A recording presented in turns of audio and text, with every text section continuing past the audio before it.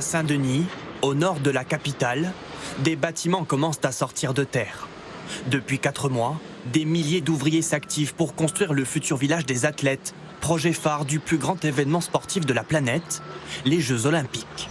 Après la fête, restent ces images des sites olympiques à l'abandon, ce qu'on appelle des éléphants blancs. Crise économique, corruption, effondrement des finances publiques. Tout ça, c'est un manque complet de planification. On ne savait pas quoi faire de ces structures. L'idée, c'était de réaliser l'événement, mais après, on ne savait pas quoi faire de tout ça. Il faut que toute cette organisation, tous ces financements, toute cette mobilisation, ne disparaissent pas au moment où la flamme olympique va s'éteindre. Il faut que tout ça dure.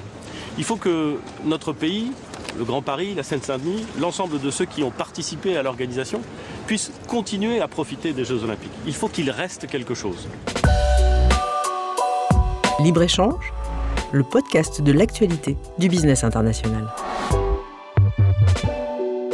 Ce programme vous est présenté par Olivier Jacquemont. Je suis accompagné de Thomas Zeroual, économiste, enseignant-chercheur à l'ESCE, École supérieure du commerce extérieur, et également intervenant à l'Université libre de Bruxelles, à la Sorbonne, ou encore à l'Université de Lille.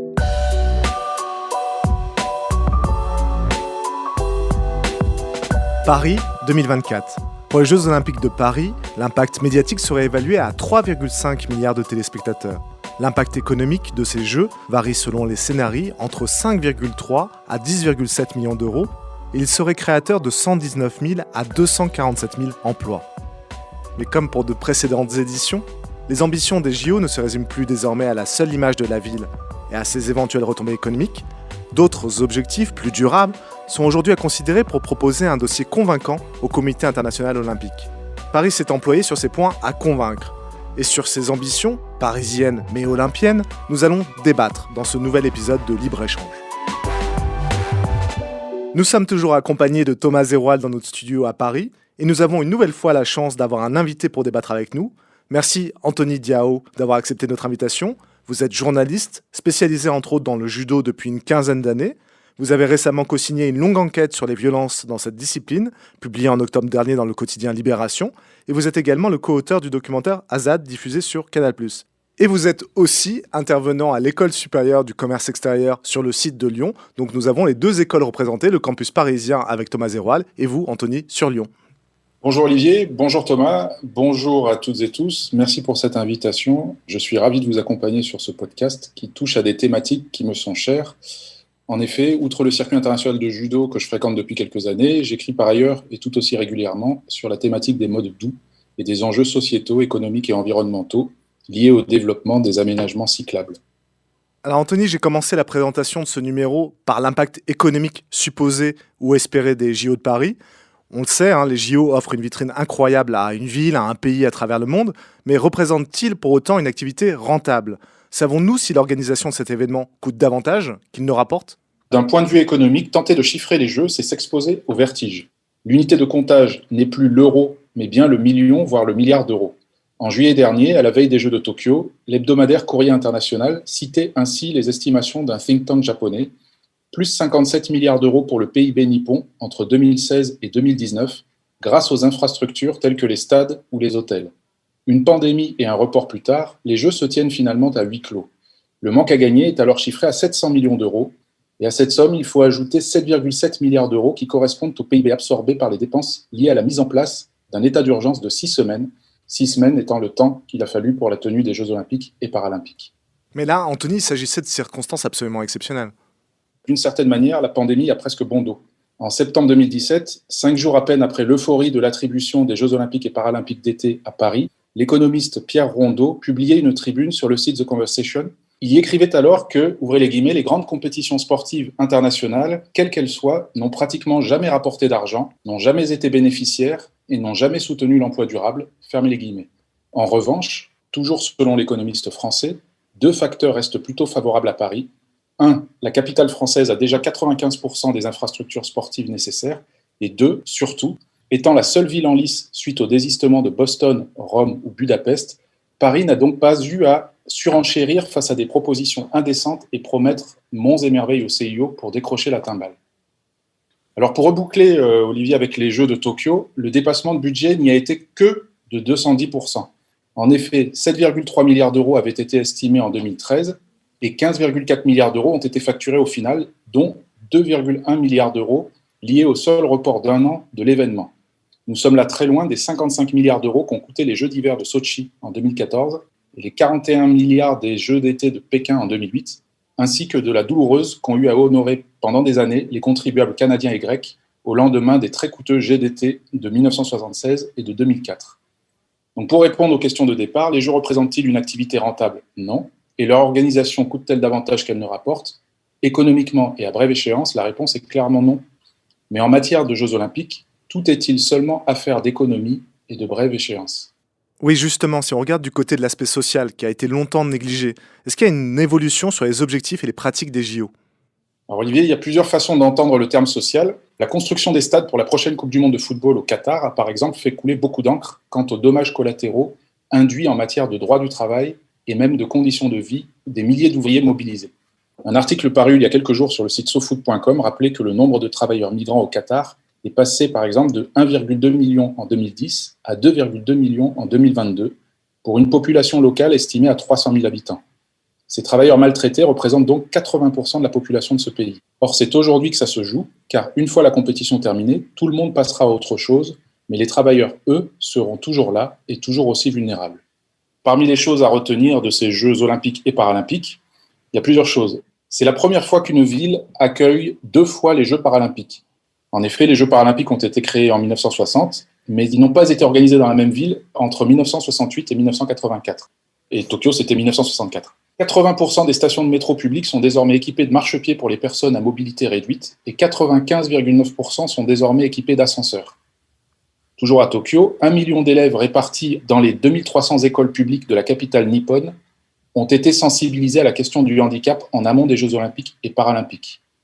Encore un point, le taux de résidents tokyoïtes pratiquant un sport est passé de 53,9% en 2012 à 60,4% en 2020, avec l'ambition d'atteindre 70% en 2030. Alors Thomas, venons-en à vous. Les Jeux Olympiques de 2024 ne se limitent pas à un moment d'insouciance ou de liesse collective. Ils se caractérisent aussi, et de plus en plus, par un désir et une volonté d'exemplarité environnementale. Oui, l'activité économique que suscitent les Jeux entraîne aussi des effets négatifs environnementaux variés. La hausse des touristes, par exemple, se traduit mécaniquement par une augmentation de la consommation d'eau, d'énergie, avec le chauffage pour les Jeux d'hiver ou la climatisation pour les Jeux d'été, ou encore des déchets. Historiquement, face à ces externalités environnementales, les objectifs du CIO, donc pour Comité international olympique, ont bien entendu évolué. Et si je devais citer 2 causes à l'origine de ce changement, je commencerai par, premièrement, la hausse des critiques citoyennes sur les dégâts environnementaux, qui sont causés par les Jeux depuis les années 70. Donc ça, c'est une première cause qui est exogène, et aussi l'arrivée de nouveaux membres dans le CIO qui ont fait évoluer les mentalités. Mais si on se tourne maintenant vers l'avenir ? Alors, 2 fils rouges ont guidé la conception des JO 2024, la durabilité et l'héritage. C'est un axe fort de la candidature de Paris 2024. Les organisateurs ont voulu faire des Jeux à Paris une référence en matière environnementale, dont la presse a largement relayé les ambitions. Je pense par exemple à une empreinte carbone inférieure de 55% aux 2 éditions précédentes. Et pour ça, il est par exemple envisagé de diminuer la pression environnementale avec l'utilisation d'énergies renouvelables, une politique d'achat responsable, le recours massif au commerce équitable pour le textile des 70 000 bénévoles, l'utilisation des circuits courts et des repas végétariens pour l'alimentation, et enfin l'interdiction des voitures pour les spectateurs. Et pour durabiliser les pratiques, il est nécessaire que l'ensemble des acteurs tendent vers le même objectif. Et c'est le cas ici. Je peux en citer quelques-uns qui travaillent ensemble, comme les collectivités locales, un architecte, Dominique Perrault, en lien avec une fabrique de la ville, un Gérop, TER, Citec, Urbaneco. Voilà. Je m'arrête presque là. Je dis presque car il y a un acteur que je n'ai pas encore cité. Il s'agit de la Solideo, donc pour Société de livraison des ouvrages olympiques, maître d'ouvrage des opérations, qui a été mise en avant dans le dossier de candidature de Paris auprès du Comité international olympique, dont l'objectif est de réduire l'impact environnemental des différents chantiers. La Solideo est l'établissement public qui est chargé des infrastructures olympiques et paralympiques, donc construction comme rénovation, qui demeureront après les Jeux. Elle ne s'occupe donc que des équipements pérennes. On compte 58 projets olympiques et paralympiques sous sa supervision. Et, comme vous l'aurez compris, des JO exemplaires passent par la réduction des nouveaux bâtis. Seuls les villages olympiques et paralympiques d'un côté et le centre aquatique de l'autre seront construits pour l'événement. Le village olympique, on voit à peu près ce que c'est. Par contre, le centre aquatique, c'est plus nouveau pour nous. Est-ce que vous pourriez développer cet exemple ? Sautons dans le grand bain de la piscine olympique. Alors, je peux peut-être commencer par vous situer la localisation. C'est la ZAC Saulnier qui accueillera le centre aquatique. Elle se situe dans la commune de Saint-Denis, au nord de Paris. Pour les Jeux olympiques, ce terrain accueillera le centre aquatique olympique de 6000 places, ainsi que les équipements attenants, comme des bassins supplémentaires, des gradins, etc. Cette localisation est intéressante car on y retrouve les deux fils rouges de la durabilité. Premièrement, le site s'étend sur un terrain industriel, lieu de production gazière de 1889 à 1969. Ça évite donc une artificialisation des sols naturels, agricoles ou forestiers supplémentaires. Deuxièmement, être implanté à Saint-Denis, c'est être implanté dans une zone urbaine dense, qui est déjà bien reliée en infrastructure de transport. Et à ce propos, il existe un potentiel accès direct à la voie fluviale. Troisièmement, les organisateurs anticipent aussi les usages post-JO et veulent favoriser une réappropriation des équipements par les habitants de Seine-Saint-Denis. À ce propos, le centre aquatique olympique restera en place dans un format héritage avec 2500 places. Et élément très important, les organisateurs ont vraiment voulu assurer une pérennité en innovant. Figurez-vous que le bâtiment est modulable et polyvalent. Les fonds et les murs du bassin seront amovibles et on peut donc envisager plusieurs utilisations, par exemple comme se transformer en patinoire, en gymnase ou en espace de remise en forme. Ça évite donc de rester avec un magnifique bâtiment spécialisé que pour un seul usage et qui serait sous-utilisé parce qu'il ne conviendrait peut-être pas ou plus aux pratiques des habitants. La métropole du Grand Paris a donc bien conscience de l'importance des enjeux environnementaux liés à la construction d'équipements de cette envergure. Parmi les objectifs environnementaux fixés par la Solideo et Paris 2024, nous pouvons en citer 4. La sobriété en énergie et en eau, avec la performance en matière d'épuration de l'eau, la sobriété en énergie électricité, l'approvisionnement énergétique à fort taux d'énergie renouvelable. Deuxièmement, la stratégie à bas carbone, avec l'utilisation de matériaux biosourcés, du remploi, etc. Troisièmement, l'insertion du bâtiment dans son environnement, donc gestion des eaux pluviales, accès aux modes doux, toiture végétalisée. Et enfin, le confort urbain, avec une qualité acoustique de la halle, des bassins notamment. Donc, toutes les contraintes que je viens de citer ont été intégrées dans le cahier des charges et ont pesé fortement dans la sélection des opérateurs immobiliers. C'est astucieux, c'est ambitieux et c'est une série de bonnes nouvelles. C'est une bonne nouvelle et je suis resté sur cet exemple du centre aquatique. Mais concernant cette fois le village olympique et paralympique, là encore, l'exigence environnementale est l'une des principales prescriptions qui est faite à tous les acteurs concernés, avec pour mot d'ordre de s'appuyer sur l'expertise française et de livrer des constructions qui iront plus loin que les exigences réglementaires et les bonnes pratiques actuelles. Ça passera par 3 axes stratégiques qui sont en fait intimement liés entre eux. Premier axe, l'adaptation du village au climat de 2050. Deuxième axe, la maîtrise du bilan carbone en phase de construction et tout au long de la vie des bâtiments. Troisième axe, la protection et le développement de la biodiversité. Je peux peut-être développer le deuxième axe qui me semble moins généraliste ou le plus concret. En termes de bilan carbone, l'accent est notamment mis sur le recours à des modes constructifs alternatifs, comme par exemple des structures en bois, des façades en ossature bois, et les bétons utilisés en complément seront, eux, à faible teneur en carbone. Et c'est important car la phase de construction est à l'origine de 50% des émissions de gaz à effet de serre d'un bâtiment. C'est une moyenne, bien entendu. Et si je peux me permettre une dernière précision, j'ai parlé de construction, donc la piscine olympique, les nouveaux bâtiments, mais d'autres équipements devront être déconstruits à l'issue des Jeux. Et là aussi, une réflexion environnementale est menée. Une partie de ces bâtiments sera remplacée par un écoquartier de 500 logements, avec des bureaux, des commerces et un groupe scolaire. Donc plutôt que de transformer un site olympique en quartier, le choix a été fait dès l'origine du projet de concevoir le village comme un futur quartier de la ville. L'aménagement de ces espaces publics et la conception de ces logements, bureaux, et commerces, services, ont été envisagés pour répondre en priorité aux besoins des habitants et des salariés qui s'y installeront à partir de 2025. Il ne faut pas être naïf pour autant, parce que malgré ces belles ambitions, cela ne veut pas dire zéro impact sur l'environnement. Vous avez raison. Ces jeux sont source de nombreuses modifications et de grands travaux en Île-de-France. Ces projets seront à l'origine d'importants flux de matière, ce qui amène à se poser la question de leur gestion. Alors, je vais vous proposer 2 illustrations concrètes si vous le souhaitez, mais je vais devoir faire quelques petites précisions méthodologiques. On vous écoute. Une première évaluation peut être faite en estimant les flux nécessaires pour évacuer les matières du chantier d'un côté et ramener les matières pour la construction de l'autre. Pour réussir à évaluer cela, il faut calculer les volumes des surfaces à déconstruire que l'on va transformer en tonnes, en utilisant certains ratios sur lesquels je passe ici. Et je précise que je me concentre ici seulement sur le bâti existant. Donc j'exclus volontairement les infrastructures routières et les terres excavées. En partant de ces hypothèses, on arrive à quelques observations. On observe que la majeure partie du bâti existant est composée de béton à 91%, soit tout de même plus de 100 000 tonnes. À ces quantités de matière, il faut encore ajouter la matière nécessaire à la construction du centre aquatique olympique. Les plans exacts du nouveau centre n'étant pas disponibles, on a dû faire une première estimation en s'appuyant sur la construction du centre aquatique de Londres, des Jeux Olympiques de 2012. Cet ouvrage a nécessité 150 000 tonnes de béton ainsi que 3 200 tonnes d'acier pour le toit. Cela nous donne un ordre de grandeur des masses entrantes et sortantes. Et une fois qu'on a ces données en tête, je peux aborder ma seconde illustration. Ces flux de matière ne se téléportent pas, il faut bien les transporter.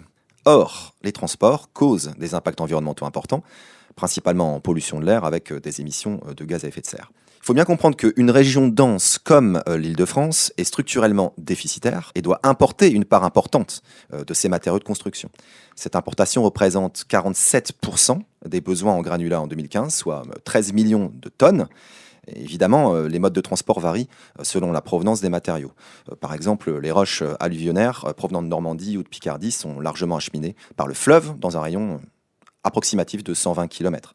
D'autres matériaux provenant de régions non connectées au fleuve sont importés dans un rayon entre 120 et 250 km minimum, principalement cette fois par camion et dans une moindre mesure par voie ferrée. C'est important car le transport est sans doute l'activité qui contribue le plus aux émissions de gaz à effet de serre en France. Il représente environ 30% des émissions françaises et depuis 1990, les GES des transports ont augmenté de 13%, avec 56% dû aux véhicules particuliers, 23% aux poids lourds et 21% aux véhicules utilitaires légers. Ça, c'est pour le transport et l'environnement, mais tout ça représente aussi un coût économique important. Donc, selon l'ASLOG, le coût logistique représente plus de 9% du chiffre d'affaires de la filière BTP. Et, multipliant les sources, le ministère de la Transition énergétique et solidaire estime que les coûts logistiques correspondent à environ 10% du PIB national. Mais Thomas, si on revient à la question des émissions de gaz à effet de serre, est-ce qu'il ne faudrait pas privilégier plutôt la voie fluviale qui est jugée moins polluante ? Bien sûr, d'autant que le recours au transport fluvial semble approprié dans la mesure où le chantier se situera au bord de la Seine. La Solideo prévoit d'ailleurs de recourir le plus possible au transport fluvial afin de limiter les nuisances et l'empreinte carbone des chantiers. Une convention a même été signée en faveur du recours à la logistique fluviale pour la construction du village olympique et paralympique des Jeux de Paris 2024. On parle ici de 500 000 tonnes de terre qui seront évacuées en 48 mois par péniche pour limiter les nuisances et l'empreinte carbone du chantier, donc c'est une très bonne chose. Le transport fluvial émet 2 à 4 fois moins de CO2 que le transport par camion.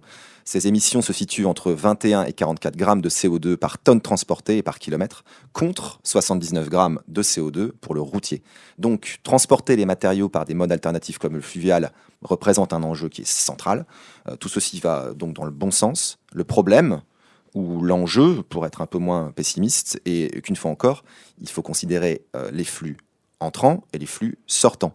Et que le fluvial ne suffira pas, il sera forcément accompagné du routier. Il y a donc une exemplarité à avoir pour un événement d'une si grande ampleur. Et est-ce que ce n'est pas justement le rôle du sport, et là je m'adresse à Anthony, le sportif, de montrer l'exemple ? Et comment, Olivier, dans un passé pas si lointain, les Jeux Olympiques ont cristallisé nombre de crispations politiques de leur époque. Tout le monde se souvient des mains gantées de noir des sprinteurs américains Tommy Smith et John Carlos sur le podium du 200 mètres en 1968 à Mexico, ou bien, au temps de la guerre froide, des dizaines de carrières stoppées net par les décisions étatiques de boycotter les Jeux de Moscou pour certaines nations du bloc de l'Ouest, puis les Jeux de Los Angeles pour certaines nations du bloc de l'Est. Plus récemment, aux Jeux Olympiques de Rio, le refus par un judoka égyptien de serrer la main de son adversaire israélien a aussi beaucoup fait parler. À l'heure de la gigantesque caisse de résonance offerte par les réseaux sociaux, le soft power est un enjeu colossal. Il a donné lieu à une sévère course aux armements sur le front du dopage à l'époque des Grands Blocs. Mais cette époque-là est-elle vraiment révolue ? Y croire serait oublier à quel point l'exposition olympique dans certains pays, y compris le nôtre, peut changer une vie. Mais ce sont alors des victoires à la Pyrrhus, dont la science semble finir tôt ou tard par prouver le caractère frelaté. Pour autant, pour un Ben Johnson en 1988, un scandale de juge en patinage ou en boxe, ou une affaire de dopage d'État aux Jeux Olympiques d'hiver de Sotchi, combien de vraies fiertés personnelles, nationales, voire planétaires, d'être allé au bout de soi. Et puis les Jeux, ce sont aussi de nombreux gestes à haute portée symbolique. Souvenez-vous de ce tour d'honneur, main dans la main, en finale du 10 000 mètres des Jeux de Barcelone, entre l'Éthiopienne Derartu Toulou, vainqueur, et sa dauphine sud-africaine Elana Meyer, blanche de peau. Nous étions en 1992, soit 2 ans après la libération de Nelson Mandela, l'année précisément du retour aux Jeux de son pays, après 3 décennies de bannissement en raison du régime d'apartheid. Merci Anthony, merci Thomas. Je propose de conclure cet échange en rappelant quelles sont les valeurs de l'olympisme. Amitié, respect, excellence et demain, durabilité. Oui, on pourrait rajouter cette valeur. Paris a séduit, notamment pour ses avancées environnementales. Elle est arrivée devant les autres villes. Et si on prend celles sélectionnées par le passé sur les Jeux, Paris est sur le podium. Maintenant, être élu et faire mieux que les candidats précédents suffit-il pour la planète ? Non, évidemment. Si c'est une avancée, elle devra être copiée et surtout être encore plus ambitieuse à l'avenir. Et si tout cela ne suffisait pas, il faudrait penser à d'autres scénarios, comme par exemple diminuer la fréquence des Jeux et espacer ces grandes manifestations, mais sans en diminuer les ambitions environnementales. Merci encore à Thomas et merci aussi à Anthony en duplex depuis Lyon pour ce nouvel échange. On se retrouve très bientôt pour un nouvel épisode de Libre-Échange.